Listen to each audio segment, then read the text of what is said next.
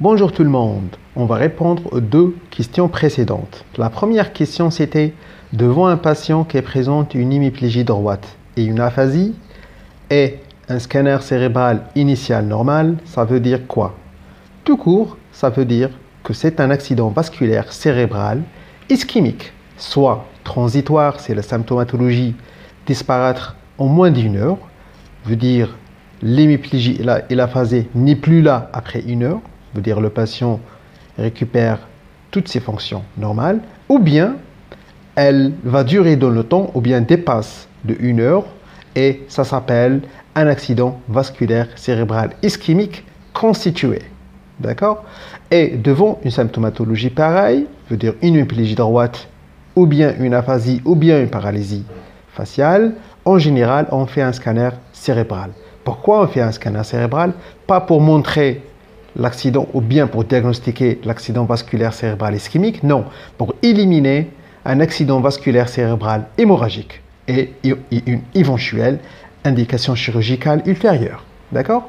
Et le scanner cérébral, en général, il est normal dans les premières 24 à 48 heures. Alors, la réponse était, on doit faire un scanner cérébral ou bien refaire le scanner cérébral après 48 heures. Pourquoi? Pour visualiser les lésions déjà constituées. D'accord? Ou bien, on a une autre alternative, c'est de faire rapidement une IRM cérébrale. L'IRM cérébrale, il peut détecter les lésions dès la première heure. Et sur ça, on peut même prendre une décision concernant la prise en charge ultérieure, c'est-à-dire la thrombolyse et tout. Maintenant, concernant la deuxième question. La deuxième question, chez le même malade qui a présenté cette symptomatologie, c'est bon, malheureusement, c'est un accident vasculaire qui a dépassé, ou la symptomatologie a dépassé le 1 heure, c'est un AVC ischémique constitué. Quel est le schéma de réhydratation pour ce patient? Bon, on a posé cette question, on a posé cette question pour bien sûr corriger certaines erreurs qu'on le voit chaque jour dans l'hôpital. Alors, devant un malade pareil, bon, tout d'abord, par exemple, il est inconscient. C'est-à-dire, il ne peut pas s'alimenter. D'accord? Alors, on doit, bien sûr, réhydrater ce patient convenablement pour ne pas tomber, bien sûr, dans la déshydratation. Alors, en général, un patient qui ne s'alimente pas, il doit recevoir par jour, soit, veut dire entre 30 et 40 cc par kilo. Notre patient pèse 70 kg. On le donne 30 à 40 cc. Par exemple, prends le 30. 36 kg veut dire 30 fois 70 est égal à 2100. À la limite, parce qu'on a l'intervalle entre 30 et 40, on peut donner 2,5 litres. Par contre, l'élément important que j'ai posé cette question, pour laquelle tout le monde doit savoir cette information, c'est que cette cette réhydratation, cette 2,5 litres ne doit jamais comporter une solution ou bien un soluté hypotonique. Quand on dit une soluté hypotonique, ça veut dire le glycosé, G5%, le sérum salé hypotonique, 4,5%. D'accord? 4,5 plutôt pour 1000, ou bien 0,45%. D'accord? Alors, pas d'hypotonique dans la phase aiguë.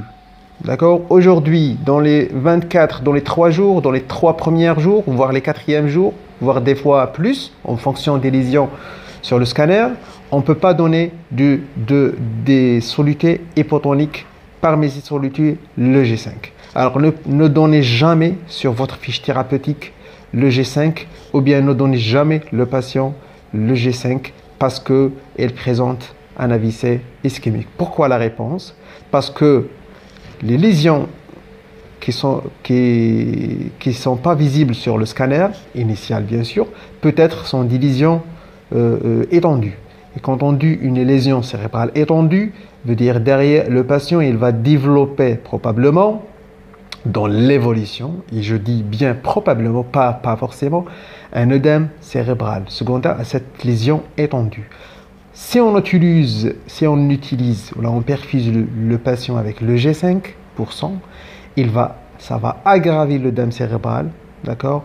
Et ça va bien sûr encore engager le pronostic vital du patient.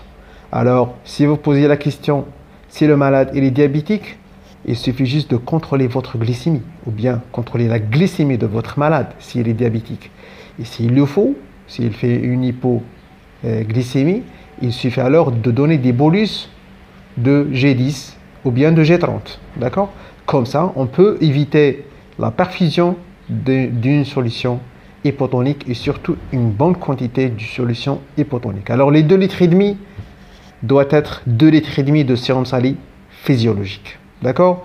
Et utiliser des bolus de G30 ou bien de G20, d'accord? Ou bien de G10. Quand on dit des bolus, veut dire 10 à 26 C, à 36 C, pour bien sûr gérer les hypoglycémies et surveiller de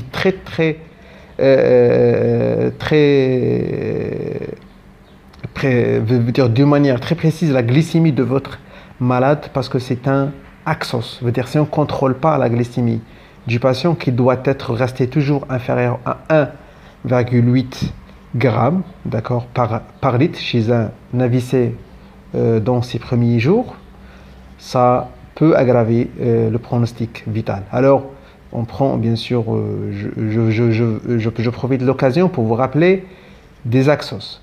Un malade qui présente un accident vasculaire cérébral, l'utiliser contre les axos, il est primordial. D'accord?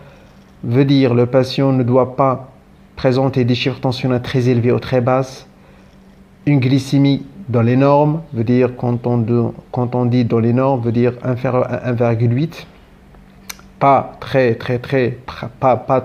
hyperglycémie, pas une hypoglycémie, un bilan biologique correct, pas d'hypernatrémie, pas d'hyponatrémie, bien sûr une capnie correcte, d'accord? Quand on dit capnie, veut dire la pression de CO2 dans le sang, veut dire doit être toujours rester dans les normes.